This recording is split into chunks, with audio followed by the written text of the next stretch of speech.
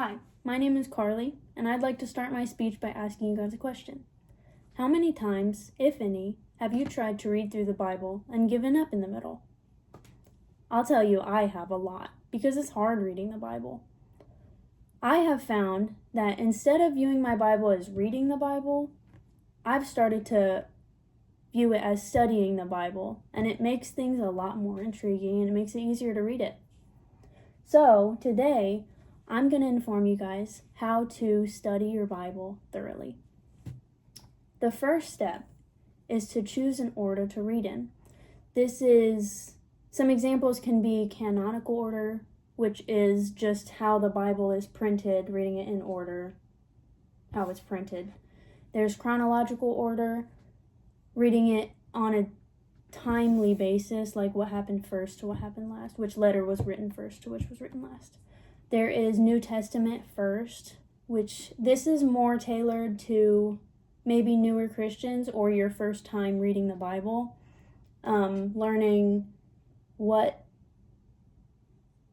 our teachings now compared to our teachings then. And then there's also thematic reading, which can be helpful in times of, need.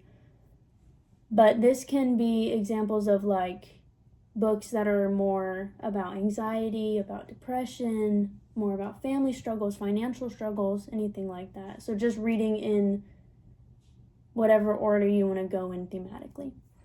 And then the next step is to set a consistent schedule. So this can really be anything you want. The great thing about these steps is that you can mix and match them however you'd like to tailor to your own interests and needs. But the schedule, you just want to set a consistent schedule with weekly, twice a week, 3 times a week, 4 times a week, every day. You just want to set a consistent schedule. Maybe doing specific times that you're free on specific days of the week. How long you'd like to read. You can read on every Thursday for an hour, every day, twice a day for 5 minutes, whatever you think would benefit you the most. The third step, is to research the context and background of each of the books. I just write these on the top of each book before I start them. The first context is the theological context. So this is kind of just the significance of the story, just a very short couple word summarization of what the book is about. And then there's the literary context. This can be poetry, history, prophecy, gospel, a letter. You can just look those up and just find the genre. Just look up the genre of the book and you can find it. And then there's also the historical context. So this will be what was going on in the church at the time and what was going on in the world at the time, to just kind of get context for what was surrounding the writing of this book.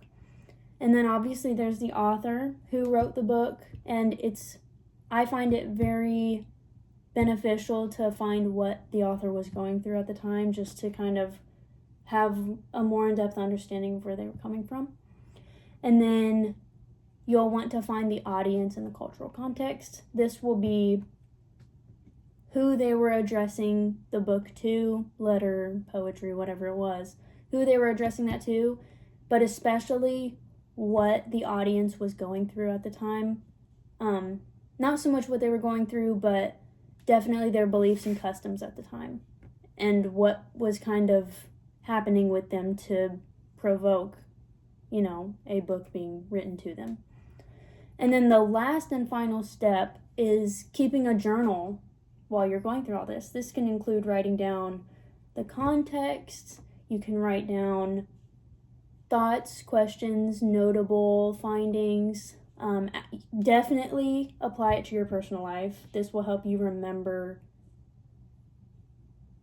what it was teaching and remember what you learned from it.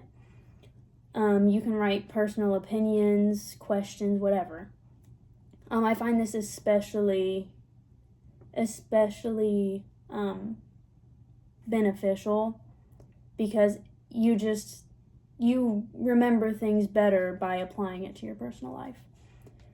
Motivation is something that I struggle a lot with in reading my Bible. I've struggled a lot with it in the past. But changing my focus simply from reading to instead studying the Bible has enhanced the motivation that I once lacked. It really helped me by narrowing down the order, getting a consistent schedule in reading, being aware of the background and the context of each book, and journaling through my reading, especially applying it to my personal life. Motivation isn't just something that we can hope for. It is also something that we can find ourselves. Thank you.